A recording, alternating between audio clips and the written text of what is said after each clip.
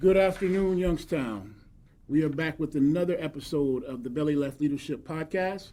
I'm your Superintendent, Jeremy Batchelor, and I am here today with a very special episode of our podcast. But remember, our podcast is about belly left leadership, which is developed from a mantra from an old football play. But remember, it's not really about football, but it's based off of that football play where everybody knows their assignment, everybody practices and goes through with repetition, and they're making sure that they understand what they're supposed to do. They also know what others are supposed to do, and everybody does their job. They execute it to a high level, and then we keep running it until they stop it. And so that is kind of what our leadership philosophy is developed on as we continue to improve Youngstown, continue to be the district that we're supposed to be. But today, I have some guests on here that really make why we're all here, and it makes me happy to have some of our scholars here with me today. And our scholars here at the Choffin Career and Technical Center.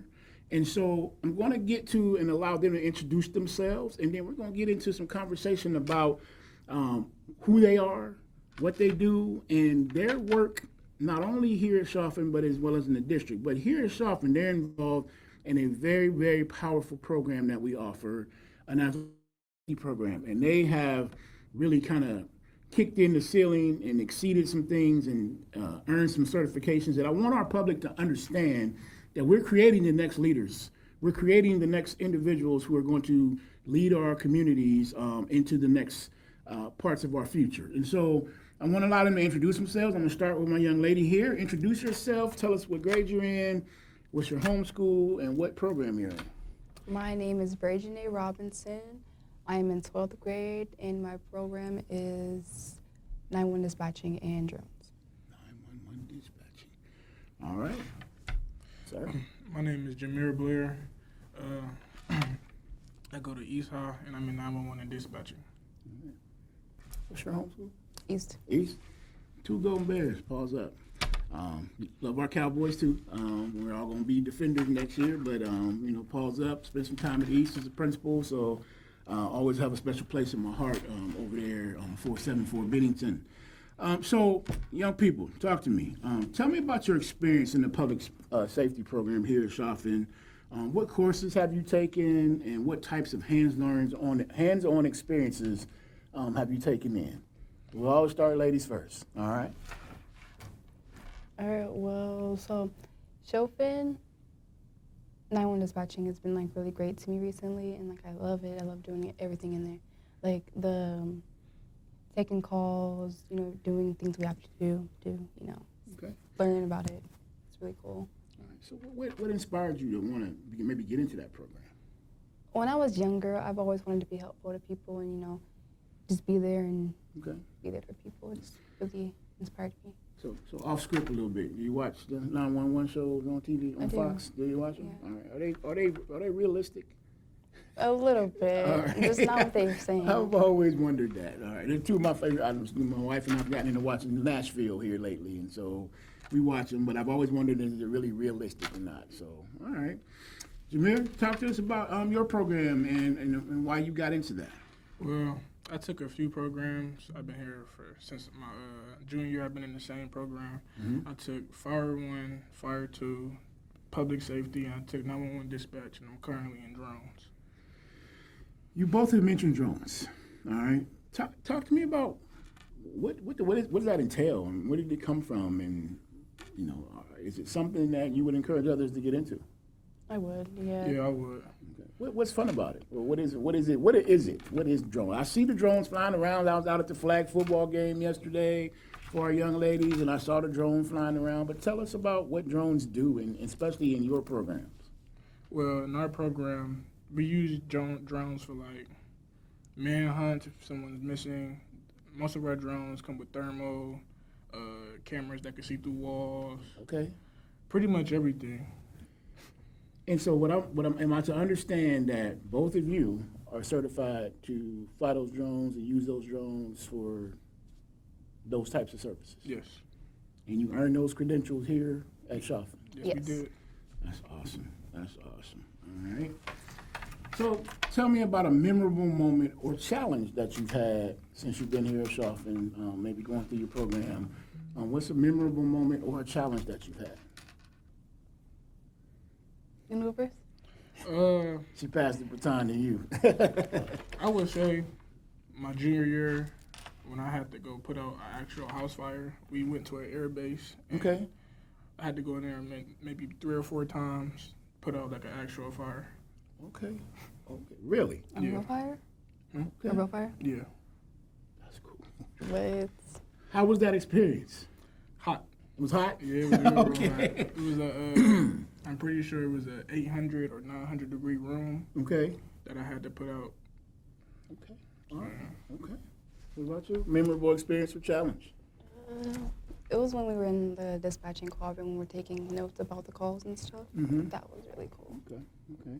So tell me, I mean, seems like you probably have to be pretty detailed when you're doing that. I mean, Yeah, you do. give me some techniques that you use to maybe draw information out from people when you're talking to them. Do they teach you that, or is it like a script that you have to use? How does that work?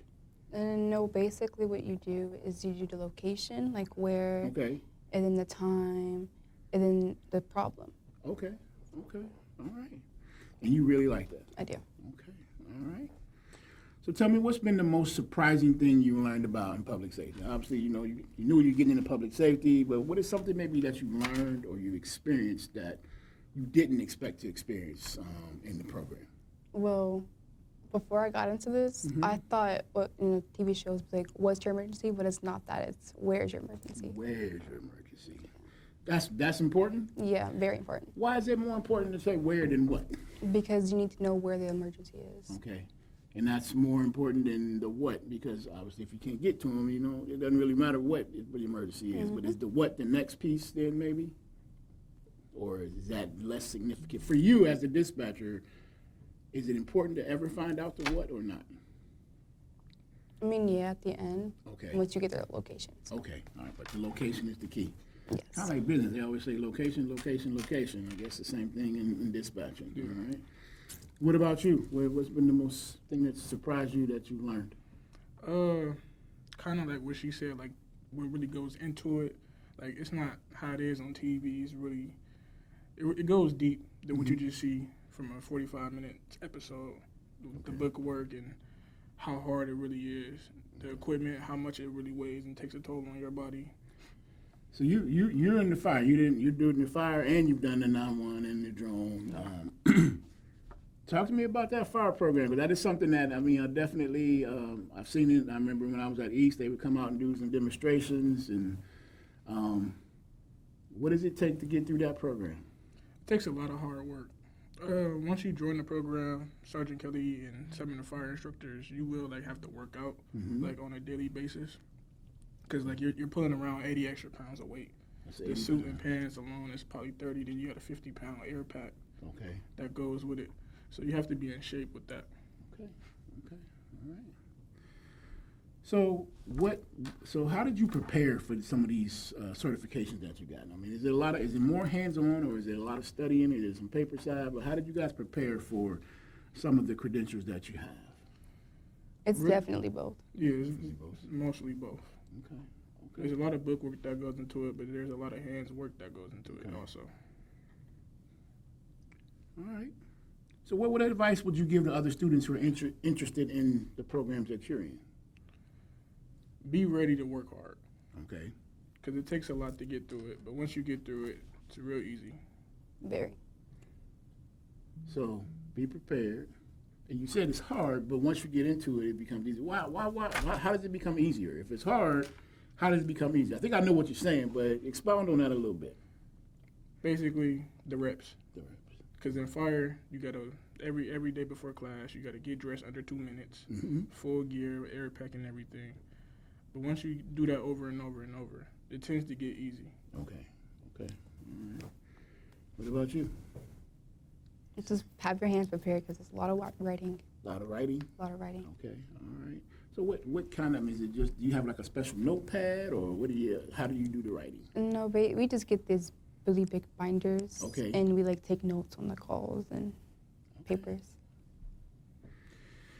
What would you say is the subject in school, in your traditional school, that maybe students need to make sure that they are pretty proficient in if they're going to get into your program so that they can be successful in your program? Like, do you need to have a good math background, good English background?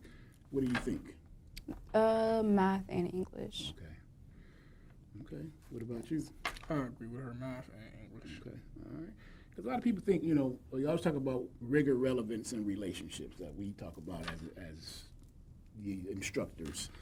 And it sounds like you guys have really found something that's rigorous, because it is hard, like you said, 2 minutes, a lot of notes. But it's relevant to you guys because sound like you've fallen in love with it. Like, you guys really like what you're doing. And so would you say that it makes coming to school a lot more fun and maybe a little easier when you find something that you like? Yeah. We say it all the time, and I think we say it to the public, but I don't think sometimes they believe us. So you're hearing it from our young people and even other teachers who may not believe that relevance is key. When they can find the things that mean something to them, you see the passion, you see the proficiency that they talk about the things they're doing, and it shows that you guys are locked in. All right. So now that you have earned a life-saving credential, what are your next steps? What do you guys plan on doing after this? You both seniors, right? Yeah. So we got what? A little less than 2 months about 2 months before we walk across the stage, right? Yeah. So talk to me about what are your next plans for both of you? Me, either college or I might just go straight into dispatching. Okay, all right. Have you looked into the dispatch? I mean, obviously you probably have from being in the dispatcher field, but is that something you think you can see yourself doing? I mean, and let's talk to the public and talk to your younger students coming behind you. It's a pretty rewarding field fiscally too, isn't it? Yeah. What does an average dispatcher make? I don't remember. Okay. Not off the top of my head. But, from what I was told, pretty much starting over right around $50,000 a year. And so coming right out of high school, and you have the certification to do that, right, already, or you will. And so that's pretty good money coming right out of high school if you chose to do that. So what about you, Jameer? I plan on going to YSU Okay. in the daytime and then doing firefighting at night. Okay. What do you want to study at YSU? I'm going to study business administration. Business administration, all right. Is there a certain path, or do you want to be a business owner? What do you ultimately want to do? I want to start my own company. Okay, all right. What about you? You mentioned college too. What about you? What program would you might be looking to get into? The YSU Police Academy. Police Academy. Okay. All right. Chief Cole might have the next person get ready to be the next female chief in the city of Youngstown some years from now. All right.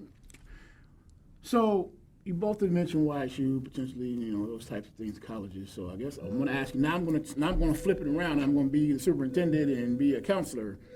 I'm assuming we've already done our applications and we've started those processes. All right, ready? Okay, all right. And then we have that Y-Star scholarship that you can potentially be a part of. And so I'm hoping that you guys will definitely use those things. And my counselors back at our home schools, we want to make sure that these young people are prepared and ready to go when they walk out of our door. So I want to kind of wrap things up with, you guys telling us. This podcast is more so about leadership, but it's about what we do in the district. So as a student, or as a scholar, as we like to call you guys, tell me overall, what has your experience been like? And there may be some things that, didn't go as great as you wanted them to go. What are some things that we as a district do well, and what are some things that we need to get better at? I want to hear that, and I want our public to hear that. Don't be shy. All right. Well, so far Choffin has been really great, but it's just like East. East is kind of needs to do better. Okay. All right. And so when you say that, and I think I was there, and so I think we are working on some things, but I think a lot of that is all of us kind of believing and having that same mentality that you guys have.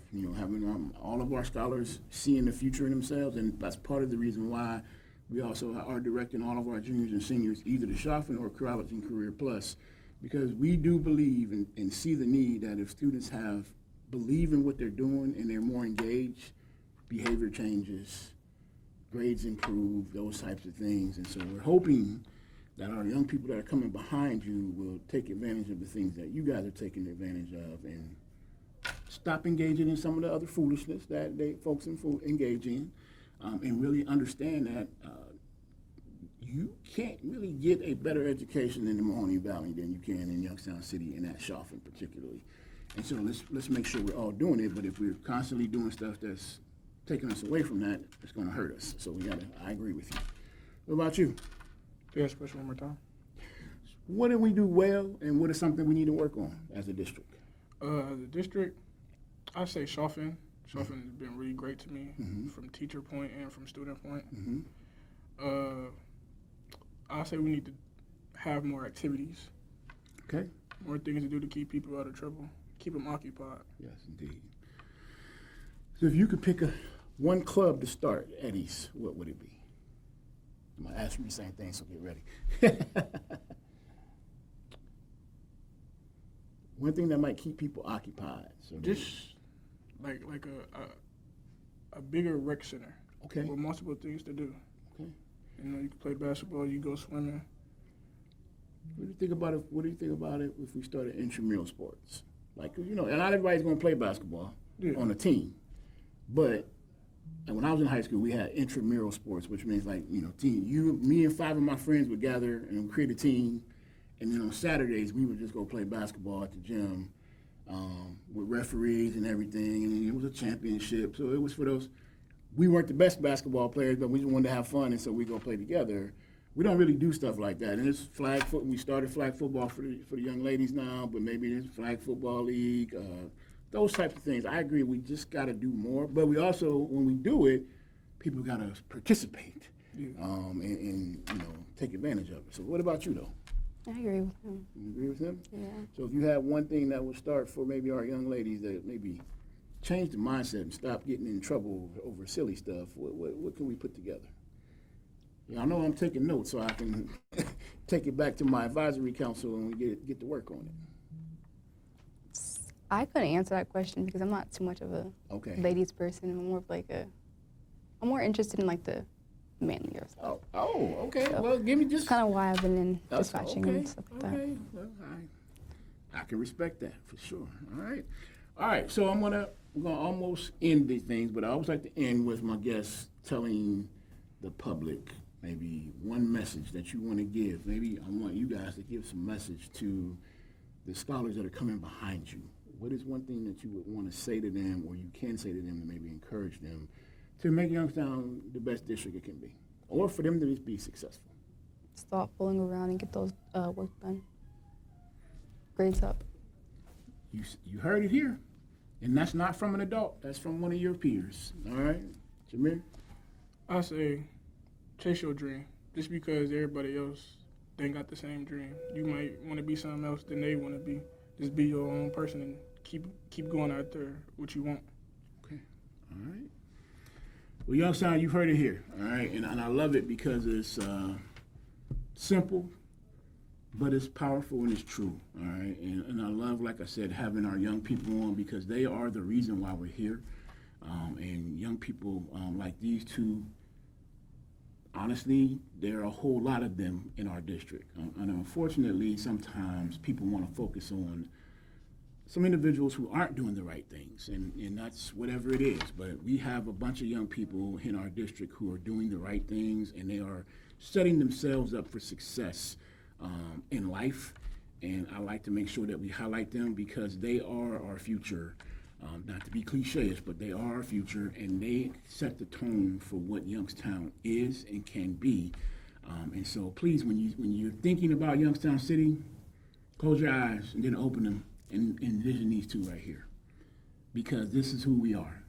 This is what we're about and how we come to the table and represent ourselves every day. I'm so proud of them, getting to know them for a few minutes. I've actually had some interaction with Jameer in the past, but it's getting to know them and how seriously they're taking their credentials, how seriously they're taking Choffin, and the fact that we can offer this for them, and they're taking advantage of it, and they're going to be out there in the world doing great things in the future. And I'm going to say the last thing I say to my students at East, you'll be Youngstown City District alumni for the rest of your life.